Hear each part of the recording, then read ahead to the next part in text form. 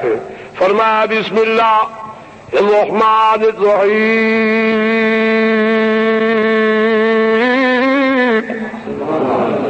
یا ایھا النبی قل لأزواجک وبناتک ونساء المؤمنین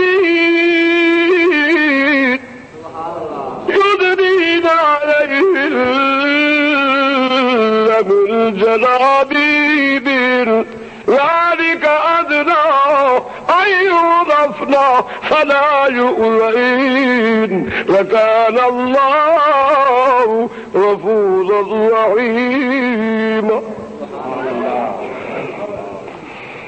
میرے محترم ساتھیوں، یہ وہ فاطمہ الزہرا ہے جو آخری وقت حضرت حسن حسین کو بلا کر وصیت فرما رہی ہے. اور جھگوالو غور و فکر کے ساتھ سید کی بات سن لو. ہم اپنے نبی کے، ہم اپنے گھرانے میں دنیا کی غلاظتیں نہیں آنے دے گی. تم تمام غلاظتیں اٹھا کر نبی کے گھرانے میں پھینک رہے ہو. یہ تو نبی کا گھرانہ پاک ہے، معصوم ہے. خبردار، غلاظتیں تمہارے گھر میں آ سکتی ہے، نبی کے گھرانے میں غلاظتیں نہیں آ سکتی. غیر محرم کی نگاہ ناپاک پلیت ہے، کہہ دو غیر محرم کی نگاہ ناپاک اور بقول تمہارے 15ویں صدی کے عاشقوں ماکریوں. بی بی زینب بال کھول کر خیمے کے باہر نکلی ہوئی تھی. تمہیں شرم ہونی چاہیے.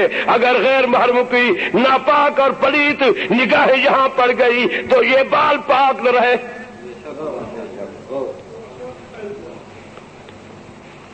بھائی جس کسی میں کتا بیٹھے آپ اس کے آگے پانی پیئیں گے؟ نہیں. بولو نہیں. کیوں؟ کتے سے لگ کر آ رہا ہے، لگ کیا رہا ہے، نہیں پیئیں گے. بہت اچھے. 15ویں صدی کے لوگ، آپ تو کتا جس کسی میں بیٹھا ہے پانی نہیں پی سکتے. اور حسین پر یہ الزام کیوں جو حسین بچہ اٹھا کر کوفیوں سے پانی مانگ رہا تھا؟ مانگنا تو گھٹیا آدمی کا کام ہے.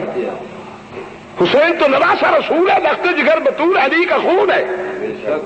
یہ کس قدر غلاظت ہے جو حسین کے دامن میں آپ رکھ دیتے ہیں کہ حسین پانی مانگ رہا تھا. اور پھر کن سے؟ باپ کے قاتلوں سے، مسلم کے قاتلوں سے، مسلم کے بچوں کے قاتلوں سے، مومنوں کے قاتلوں سے، خدا کے باغیوں سے، نبی کے دشمنوں سے. نبی کا نواسا پانی مانگ رہا تھا. ارے یہ کس کا نواسا ہے خدا کے لیے؟ کچھ تو سوچے. اگر نواز رسول کو پانی کی ضرورت ہے یہ تو صاحب کرامت ہے. اگر خدا کو کہے اللہ بھی بادل کو حکم دے پانی برسا، میرے بچے پانی سے پیاسے آئے، اللہ کی قسم خدا بادل برساتا، میدان کربلا پانی ہو جاتا. اور میرا ایمان ہے حسین اگر خیمے کے اندر کھڑے ہو کر کے پاؤں لگاتا زمین پر تو چشمے خدا جاری کر دیتا. نہ کرتا. بھائی حاضرہ تو پہاڑیوں پر تلاش کر رہی ہے پانی. جب پلانے پر آئے اسماعیل کھریا اور مارا ہے ایڑیوں سے چشمہ پانی کا جنت کا جاری کر کے حاضرہ کے آنے سے پلا بھی دیا، غسل بھی کرا دیا. اگر حاضرہ کے بیٹے کو پلا سکتا ہے تو زارا کے بیٹے کو بھی بولو.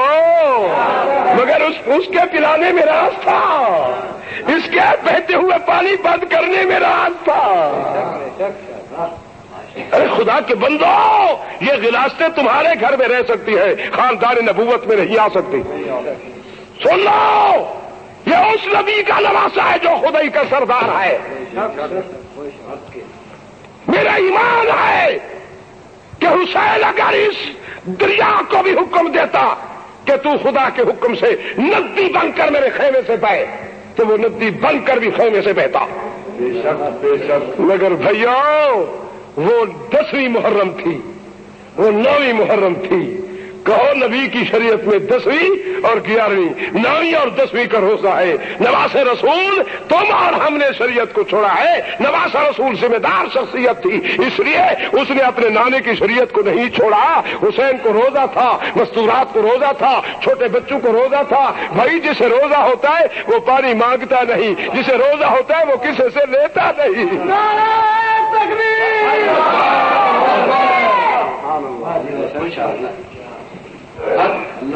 سچ ہے یا جھوٹ؟ بولو. اور ایک بات بتا دوں بھائی، جس کے نانا کو خدا نے منافق کی قبر پر نہیں کھڑے تھے، کھڑا ہونے دیا، منافق کے جنازے پہ نہیں شامل ہونے دیا، جس کے نانے کے ہاتھ کا لگا ہوا کرتا منافق کے وجود پر اثر نہیں ہونے دیتا۔ نبی چلے گئے، جب دیکھا معاشا کے دشمن کو، آبرو کے دشمن کو، اس کی شکل خنزیر جیسی تھی، وہ کتوں کی طرح بھونک رہا تھا، مگر یہ کون تھے؟ علیہ مانتم حریص علیکم بالمؤمنین رؤوف رحیم۔ بس آپ کی آنکھوں سے آنسو آئی، جلدی سے نبی نے اپنی ڈال مبارک اپنی انگل سے لی، عائشہ کے دشمن کے منہ میں آپ نے اس کی منہ میں لگانا چاہا۔ اللہ کریم نے حکم دیا، جبرائیل جلدی جاؤ، میرے محبوب کی انگل کو لپیٹ اور میرے محبوب کی دہن مبارک کو خود چوس لو۔ یہ عائشہ کے دشمن نبی کا دشمن نہیں، صدیق کا دشمن نہیں، فاروق کا دشمن نہیں، یہ میرا دشمن ہے، کیونکہ عائشہ صدیقہ کو خدائی سے میں نے چنا اور اس کے ماضی حال مستقبل کو دیکھا ہے، اور چن کر میں نے عائشہ صدیقہ کا فوٹو نبی کو عالم رویا کی حالت میں، خواب کی حالت میں نے پیش کیا۔ محبوبم، میں اس لڑکی سے تیرا نکاح کرنا چاہتا ہوں، دیکھ پسند ہے یا نہیں؟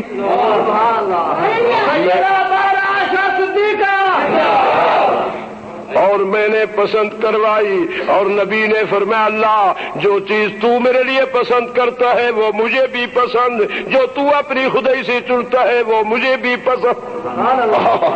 پھر عائشہ کا نکاح میں نے پڑھا، عائشہ کا حکمار بھی میں نے مقرر کیا، عائشہ کے نکاح کے ولی بھی میں خدا نے مقرر کیے۔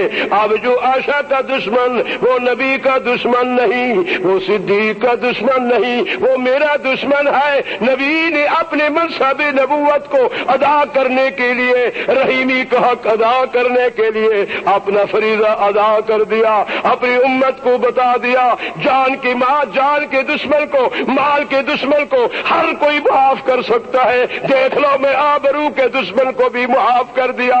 نبی تو اپنی طرف سے معاف کر بیٹی، مگر یہ نبی کا دشمن نہیں، عائشہ کا دشمن میرا دشمن ہے۔ فرمایا جبرائیل مجھے اپنی ربوبیت کی قسم، جاؤ اس کرتے کے اردا گرد بھی نورانی پر دے دو، تاکہ کرتے کا، اس کرتے میں جس کرتے کو نبی نے دستے مبارک لگایا، اس کرتے میں اثر بھی ہے، برکت بھی ہے، بخشش بھی ہے، مگر اسے بھی نورانی پر سے لپیٹ لے، اس کا ذرہ بھی بےایمان منافق کی وجود سے نہ لگے، اور نبی کی لب بھی چوس لے، انگل سے بھی پر لپیٹ لے، تاکہ نبی کی انگل کا ذرہ بھی بےایمان کے وجود سے۔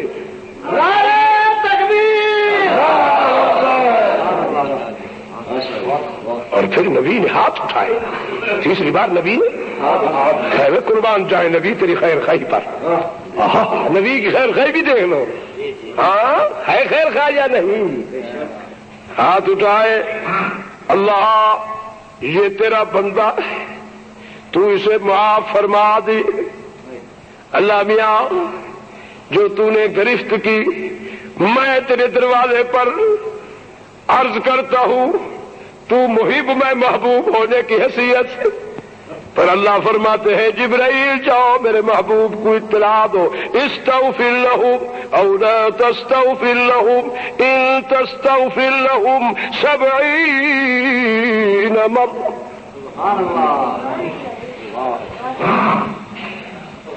جھگڑا لو، کچھ سوچ لو، آج بھی فکر کر لو، نبی کو اللہ کریم نے اطلاع دی، ایک بار نہیں 70 بار اس منافق کے لیے، پلیت کے لیے بخشش مانگے، اما عائشہ کے دشمن کے لیے بخشش مانگے، ہرگز ہرگز اسے نہیں معاف کروں گا۔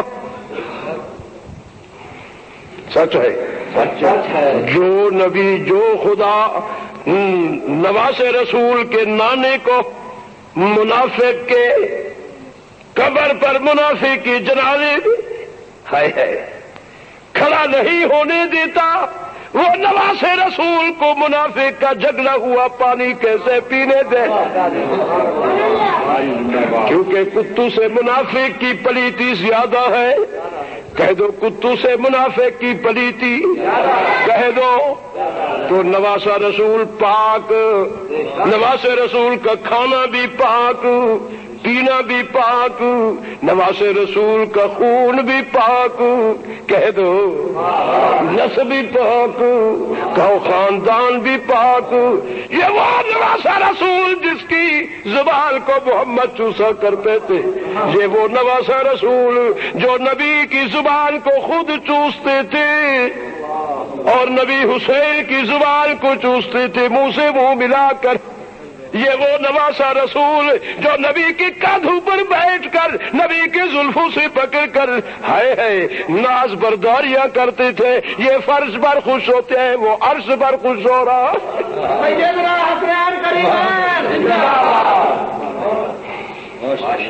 تو میرے محترم ساتھیوں خیال رکھنا، میں عرض کر رہا تھا حسن اور حسین کو سیدہ طاہرہ خاتون جنت نے بلا لیا۔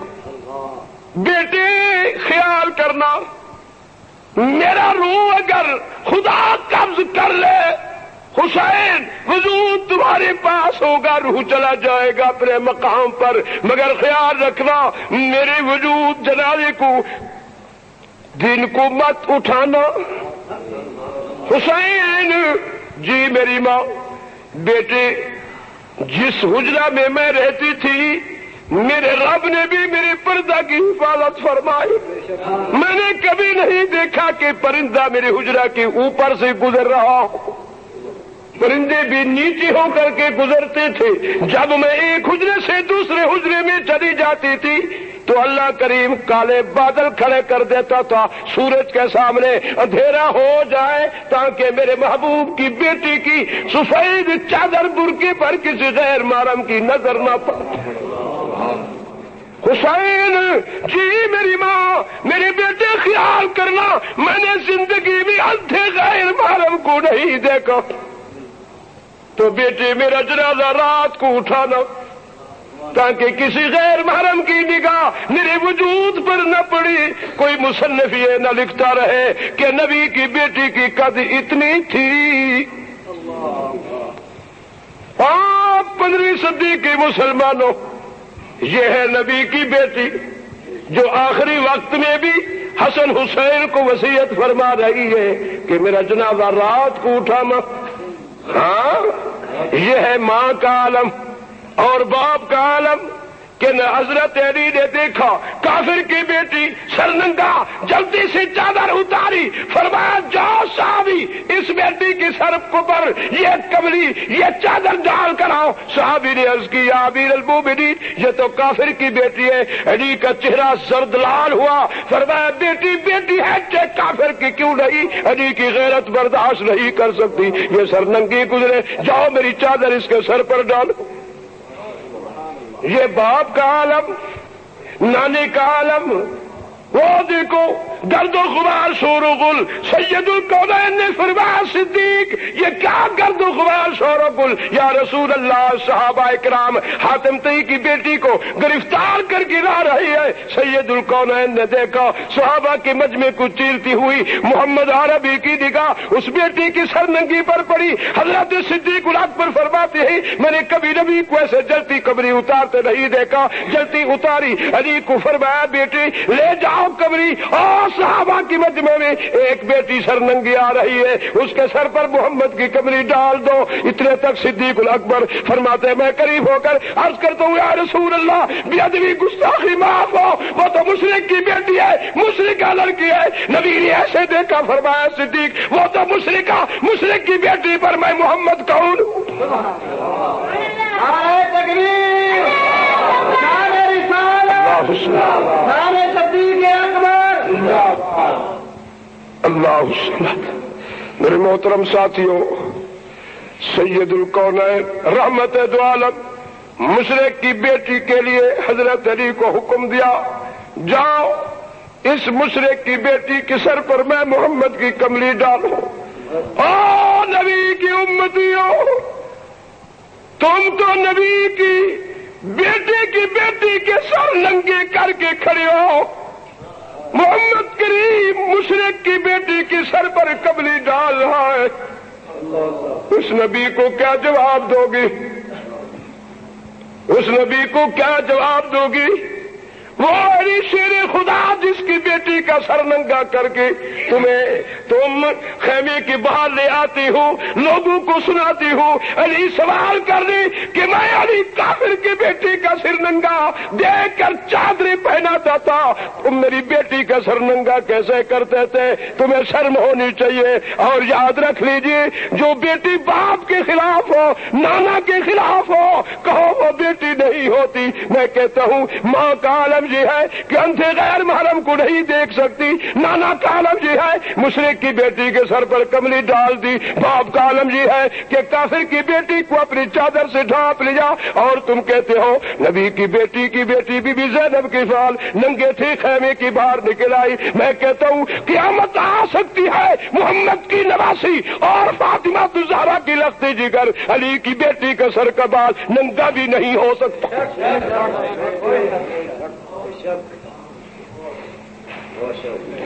سچ ہے یا جھوٹ ہے؟ بولو، جدھر کی راستے ملے تم نبی کے گھر میں پھینکو۔